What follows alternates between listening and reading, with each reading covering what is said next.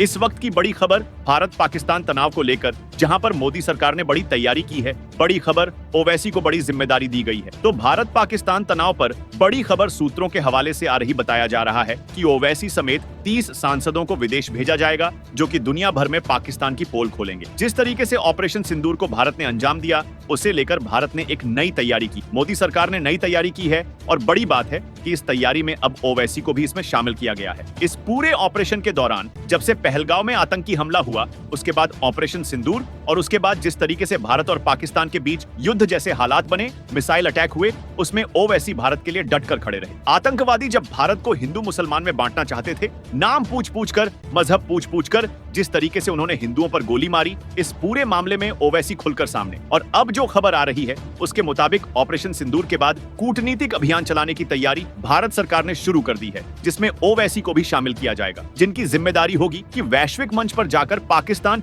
जिस तरीके से आतंकवाद को स्पॉन्सर करता है, उसे बेनकाब किया जाए। और बताया यह जा है कि अगले हफ्ते से ही इन नेताओं को अलग अलग देशों में भेजा जाएगा। और जो बड़ी बात है वह यह है कि केंद्र सरकार ने जो लिस्ट तैयार की है, उसमें कई राजनीतिक दलों के सांसद जो है वह शामिल है। इसके अलावा जिन पार्टी के सांसदों को इसमें शामिल किया गया है, जो खबर है उसके मुताबिक उन सांसदों ने भी अपनी मंजूरी जो है, अपनी उपस्थिति की जो मंजूरी है वो दे दी है। हालांकि फाइनल लिस्ट क्या होगी और इसमें कितने सांसद तैयार होंगे और कौन कौन से देशों में इन सांसदों को भेजा जाएगा, उसकी जानकारी अभी और आनी बाकी। लेकिन फिलहाल जो अपडेट आई है सूत्रों के हवाले से बताया जा रहा है कि 30 से ज्यादा सांसदों को इस मुहिम का हिस्सा जो है वो बनाया जा सकता है। इसके अलावा बताया यह भी जा रहा है कि नेताओं का यह जो डेलीगेशन है वो 10 दिनों तक अलग अलग देशों का दौरा करेगा और इस दौरे के दौरान किस तरीके से भारत के पक्ष को दुनिया के सामने रखना है और किस तरीके से पाकिस्तान को एक्सपोज करना है, इसके लिए विदेश मंत्रालय, भारत का जो विदेश मंत्रालय है, वो सांसदों को जो राजनीतिक मिशन है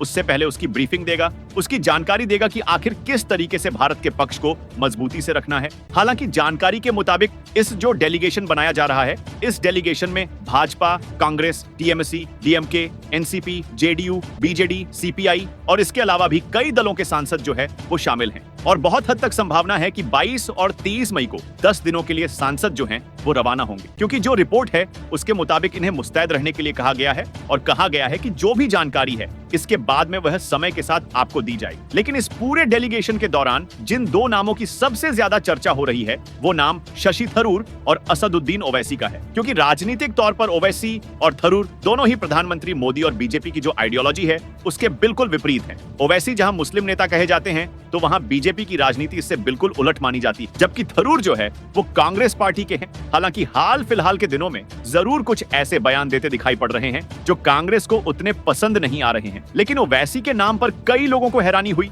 लेकिन जिस तरह से उन्होंने भारत का पक्ष रखा, जिस तरीके से उन्होंने सुझाव दिए कि किस तरीके से यूएन में जाकर पाकिस्तान को किस तरीके से तकनीकी आधार पर बेनकाब किया जा सकता, उन तमाम बातों को अगर देखें तो ओवैसी एक अच्छी खासी समझ रखते हैं और माना जा रहा है कि जो डेलीगेशन है उसमें ओवैसी एक अहम भूमिका निभा सकते हैं। अब वो किस देश जाएंगे, किसी मुस्लिम देश जाएंगे, यह स्थिति अभी पूरी तरीके से साफ नहीं है, लेकिन यह माना जा रहा है कि मोदी सरकार अब ओवैसी को भी इस जिम्मेदारी में शामिल करने वाली। फिलहाल इस पर जो भी अपडेट आएगी वो पल पल की अपडेट आप तक पहुंचाते रहेंगे। इस पूरी जानकारी पर आपकी क्या राय है, नीचे कमेंट सेक्शन में उसे जरूर लिखें और चैनल को सब्सक्राइब करना बिल्कुल ना भूलें। Subscribe now and press the bell icon. Never miss an update.